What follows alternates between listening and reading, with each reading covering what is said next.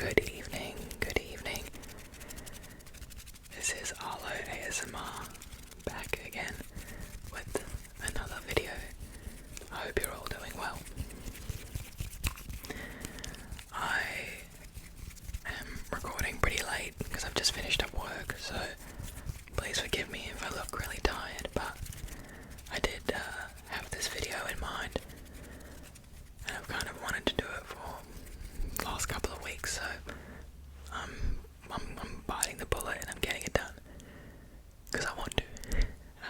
But today I was just going to go through a couple more of my Blu-ray DVDs. So there's no real theme to the DVDs, they're just my favourites that I've bought over the years. There will be a couple that I've shown previously in another video, which was pretty much just on my favourite Marvel movies, or at least the ones I had on DVD. So they will be included. I'll keep them at the end so I can just go through them pretty quickly. But we'll be focusing on the ones I haven't shown yet. Alright, I won't do too much talking. The first one we're starting off with The Hobbit. The Hobbit. The Hobbit. And I'm pretty sure this is the unexpected journey. An unexpected journey. So this is the first movie of the trilogy. And I really like these movies. I really liked, I think it's Martin Freeman in it, and I think he did a good job of playing Bilbo. Yeah, obviously the Lord of the Rings trilogy is incredible, and I'm really happy that they decided to turn this into an adaptation as well, because I think it's a really nice addition to the Lord of the Rings trilogy. Sorry, Panda was scratching and I wasn't too sure if he was going to keep going. I also don't know, now that I'm saying this, if Lord of the Rings was a trilogy or if there were more movies. I'm sure it was a trilogy, but I'm second guessing myself. Alright, so just to stick in the order of it, the next one is The Hobbit and the Desolation of Smaug. So, The Hobbit, the Desolation of Smaug. I have heard people say Smaug differently, some say Smorg. I don't know what is the correct way. I think I just pronounce it with my accent, so please don't be offended if I've pronounced it incorrectly.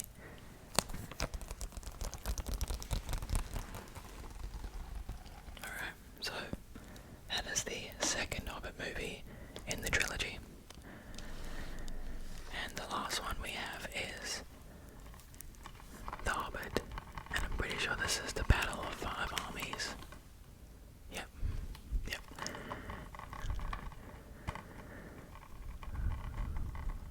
So, once again, just the last, I guess, chapter of this trilogy, and absolutely magnificent. The action in it is incredible, the story and the plot in it is incredible, which of course, the books are incredible. So, yeah, I think those are probably like some of my comfort movies in terms of, I know I don't have to pay much attention to it because I've watched it so many times, so it's really good to just put on and have in the background if I'm doing other things, or if I just want to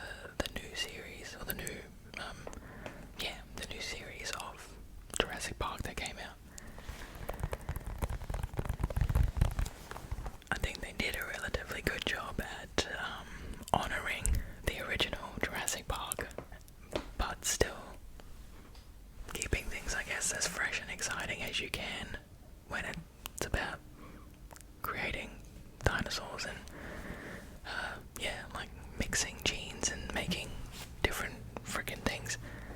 It's really good. Chris Pratt's in it, which I thought he was pretty good in it. I know a lot of people have a lot of different feelings about Chris Pratt, so I'm all there for it. I just I kind of liked him in these movies, and I also really liked him in Parks and Rec. Him as Andy was, yeah, quite a funny character. Alright, now this is just all three in one, but this is the original Jurassic Park trilogy.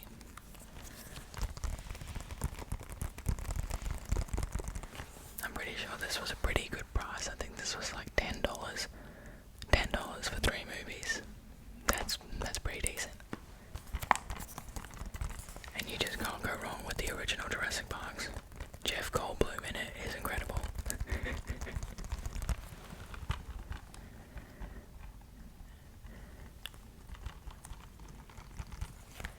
But yeah, love some Jurassic Park and Jurassic World.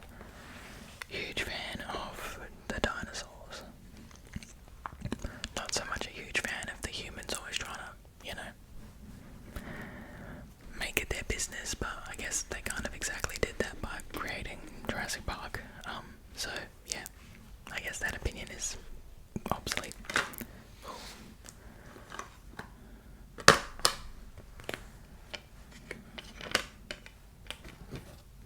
Alright. I don't know if I'll be able to show you this one because the DVD is falling out, but we've got Kill Bill Volume 1. Volume 1. I'm pretty sure we have Volume 2 just on normal DVD. I don't know where that is, so that'll be in the next video, I guess. But how good is Kill Bill? Uma Thurman in it is just spectacular. I'm a big fan of Uma Thurman. I really enjoyed her in Pulp Fiction.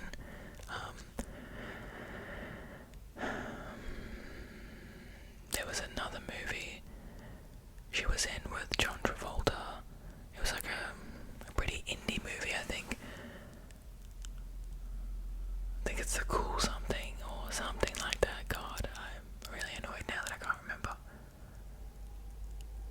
But yeah, I'll put it in the video if I can find it. But it's not Pulp Fiction because I know she's in that with John Travolta as well. But I'm pretty sure she does another movie with him. Be Cool. I think it's called Be Cool. That's it. Yeah, I'm almost 100% sure it's called Be Cool. I'll confirm that and fact check myself before I just put this out there for people. But yeah, okay. Alright, we will move on to the next one. So this is Love, Simon. Love, Simon. This is,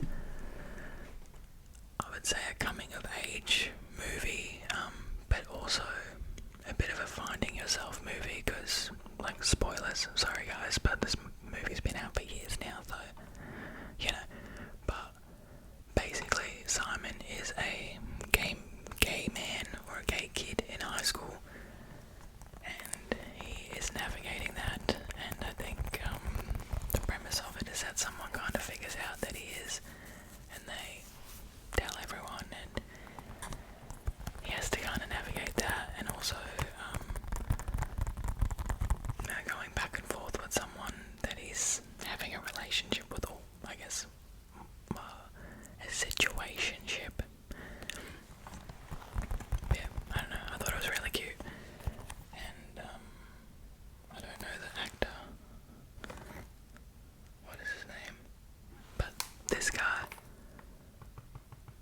I'm pretty sure he is in Jurassic World, the Chris Pratt trilogy. I'm pretty sure he plays the older brother.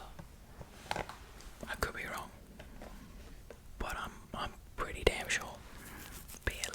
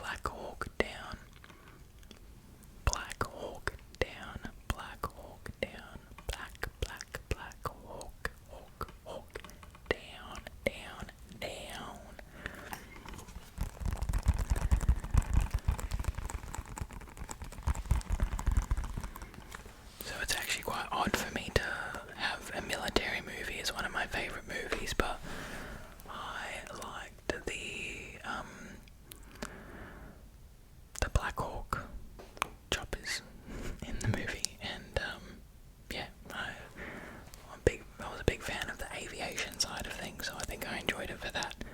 Obviously, very sad. It's about war, lots of death, lots of like, I don't even want to say grotesque violence, but it's probably very realistic for what is happening in war-torn situations in countries. So, very realistic violence.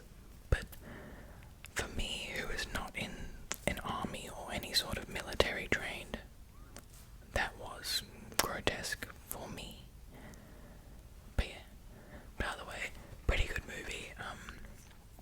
Once again, yeah, I actually can't remember much about it besides just liking some of the focus around the actual choppers and helicopters that are involved in war. It's, yeah, they're pretty impressive pieces of machinery, so don't have much to say about that one. Just really liked the aviation side of things. The next one is, so I'm not going to say it's one of my favourite movies because I think I've actually only watched it twice. I watched it once in the cinema, and then I bought this Blu-ray and I watched it once, and that was about as much as my soul could handle. But I think especially for a white person, for me, I'm not saying for everyone, but for me specifically, especially coming from South Africa, which, if you don't know, has a pretty shitty past with racism and segregation and apartheid. So I grew up knowing all of those things, but very much being on the privileged side of it, obviously. And movies like these ones, which I guess I should just show you now. This is 12 Years a Slave. Yeah, movies like this, I think, are important for specifically people who are white and Caucasian to consume and to, I don't want to say pay homage or honour what happened, but to be uncomfortable about it and to make yourself aware of what happened, because these things might have been in the past, but they aren't necessarily actually in the past, and maybe things as heinous as this were in the past, but we've still definitely got systems and structures in place that still very much treat people of colour and minority groups worse than other groups, which isn't right. And movies like this, I think, you know, if you've got any sort of resemblance of a heart or soul, these types of movies do a good job at evoking that emotion and putting you in their shoes as little a percentage as that can be done, because obviously that'll never be done. Yeah, I don't know, it tells a really important story of what marginalised communities went through and how that realistically is still affecting them, and how we as a society could probably be more aware of and maybe a little bit more compassionate about. And I'm not saying that as a whole. There are, I would say probably the large majority of people are compassionate and want to be different and want to do things differently. But there certainly seems to be a bit of a shift, especially in the political climate that we're in now, where there just seems to be a lot of hatred and repression from every side. And yeah, I think we as a society and a community of people could probably just do a little bit better of a job to protect our minority groups,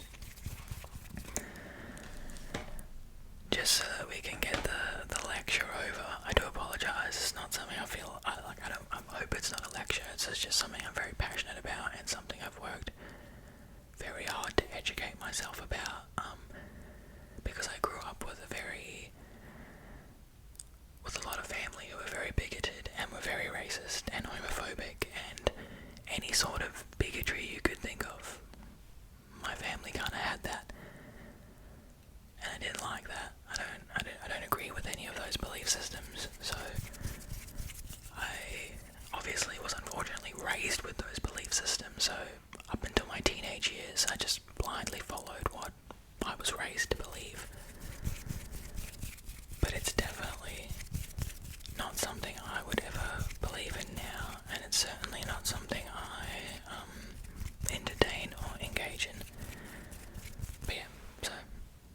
guys.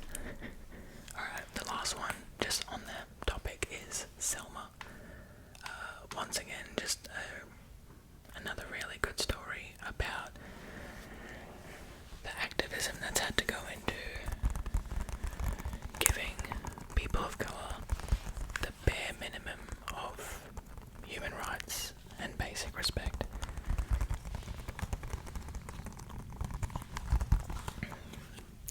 These movies are supposed to be thought-provoking for people like me,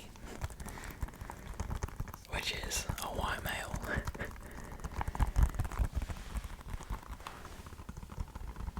I think it's, it's important to acknowledge privilege.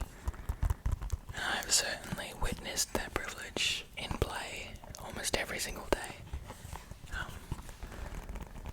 So, yeah. It's good to be aware and to make sure you are, I guess, actively trying to contribute to dismantling that bullshit. Okay, something. Oh, you know what? If we're going off of social commentary of this movie, it's probably a little fitting to the political climate and all that jazz, but I'll stop ranting about that. Mad Max Fury Road. Mad Max Fury Road. Guys. Mad Max.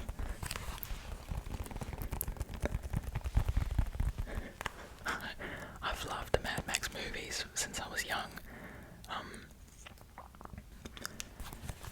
I found them to be just really fun action movies.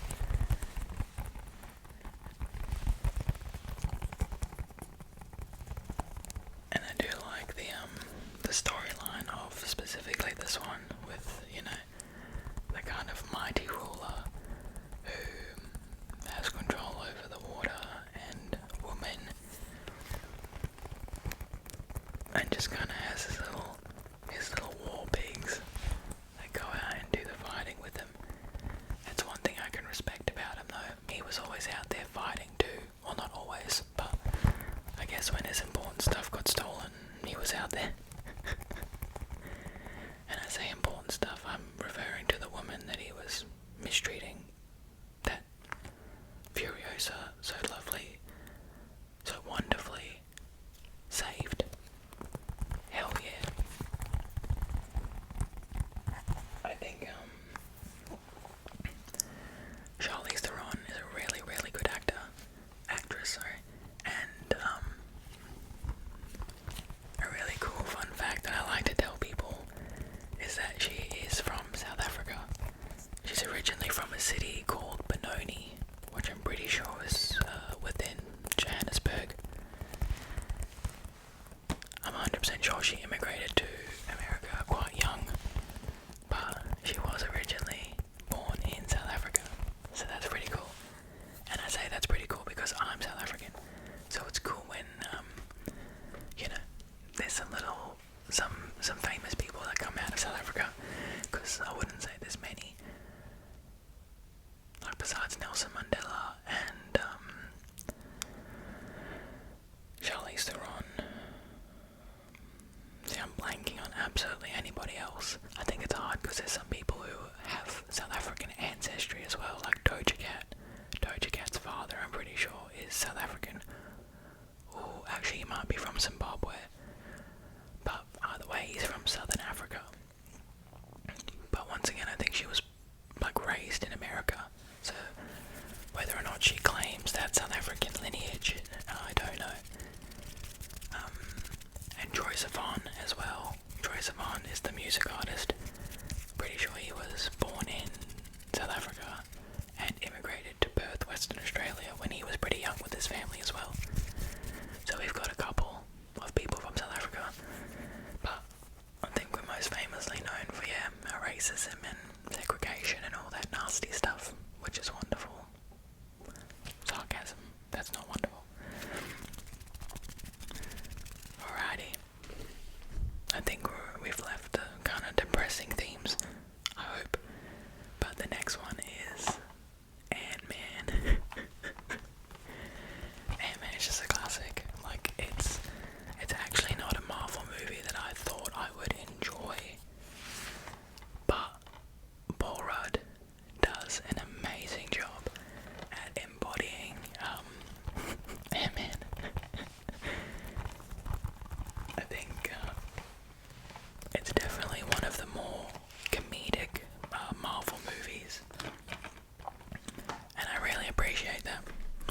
I can really appreciate that. I think it's nice to have those kind of movies in there that break up a lot of serious topics and themes. Because yeah, it's fun to have the drama and the seriousness of it, but it's also just nice to have a laugh, and I think that's definitely in the comics, and that's, I would hope, an intended part of creating these comics that have a bit of humour in it. Like, from the comics I've read, there was always a bit of a humorous component, so, you know, it's nice when they can kind of weave it into these movies naturally.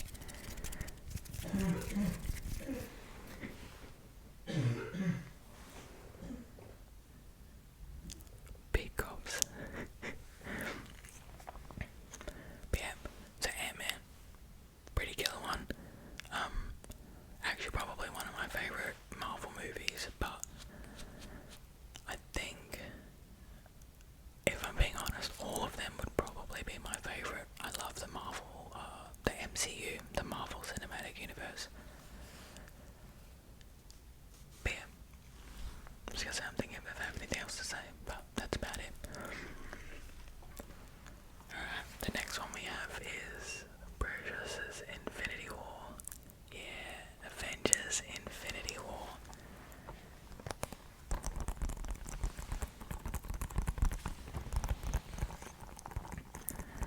What are your guys' thoughts on Thanos?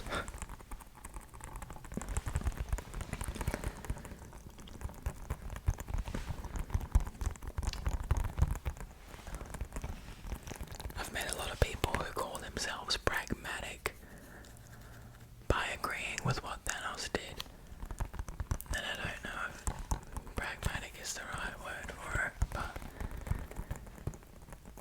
I certainly somewhat get it in like a, oh, this will never happen, but you know, if it were to, I get it. I don't really get that, but everyone has their opinion, and I welcome all of them. Yeah, I liked it. I liked,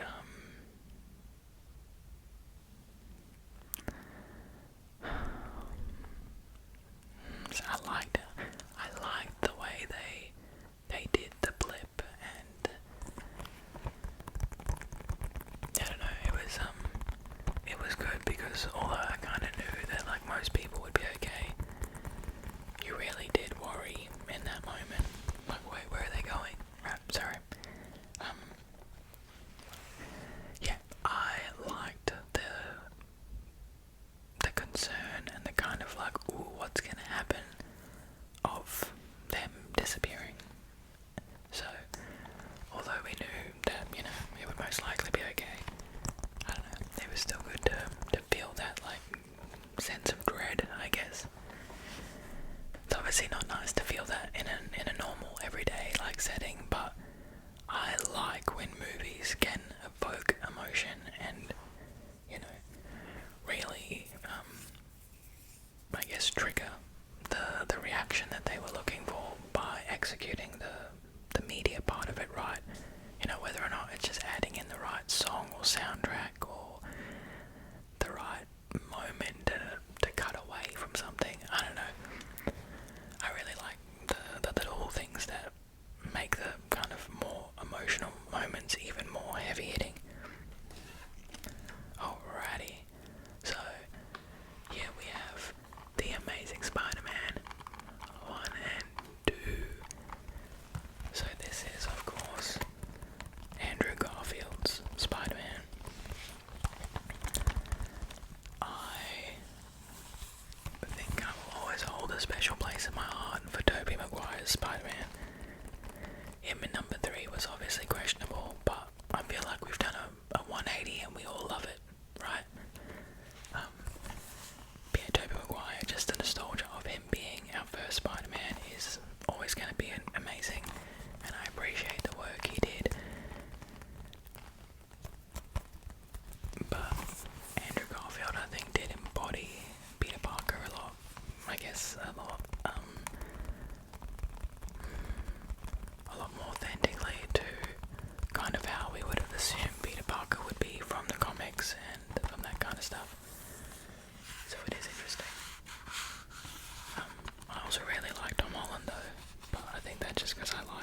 was, I don't know, he was the most fitting for a young high schooler, if you know what I mean.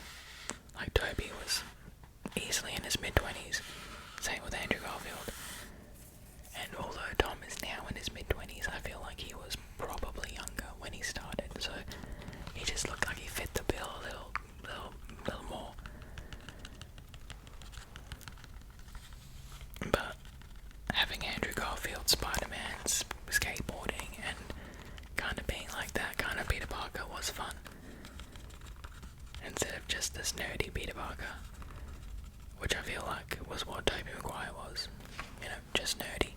And then he got his spider powers, and then he was this sex bot. Andrew Garfield Spider-Man didn't need that. But also, no hate to any of them. And how amazing was it to have all three of them in the, not the latest, because the latest is coming out, but the most recent Spider-Man movie.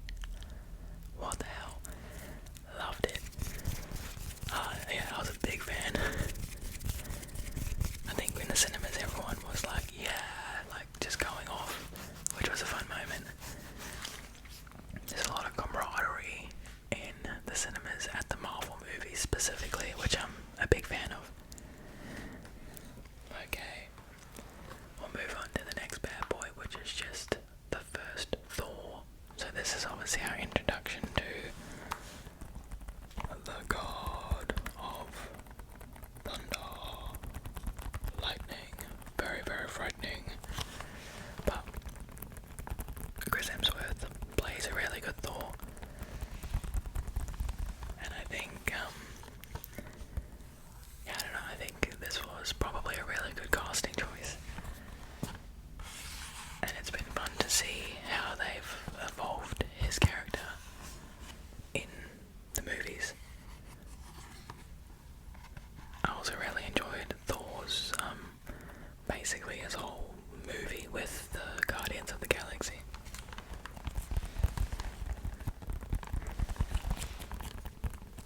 I know it wasn't basically the whole movie, drama.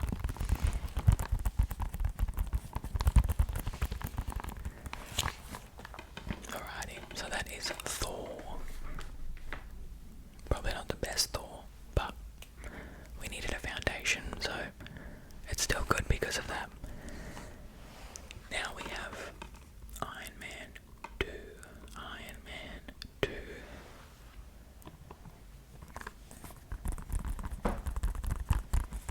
So obviously we love Black Widow.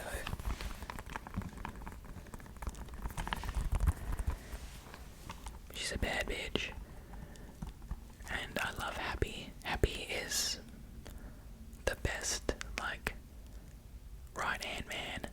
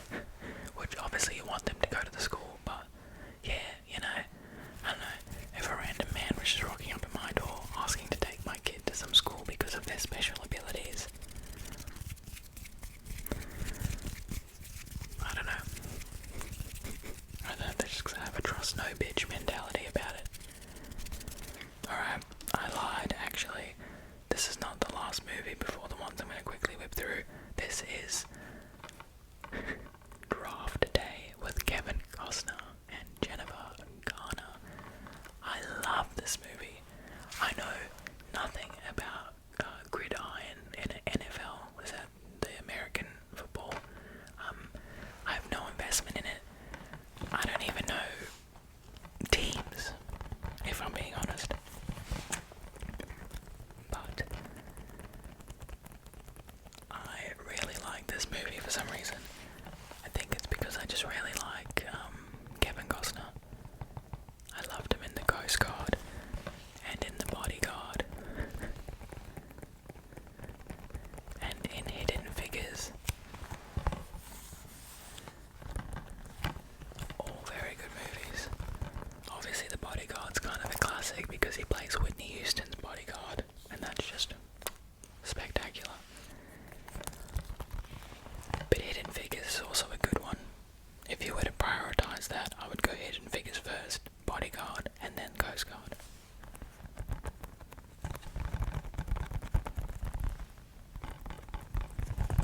I'm pretty sure Ashton Kutcher's in the Coast Guard one as well.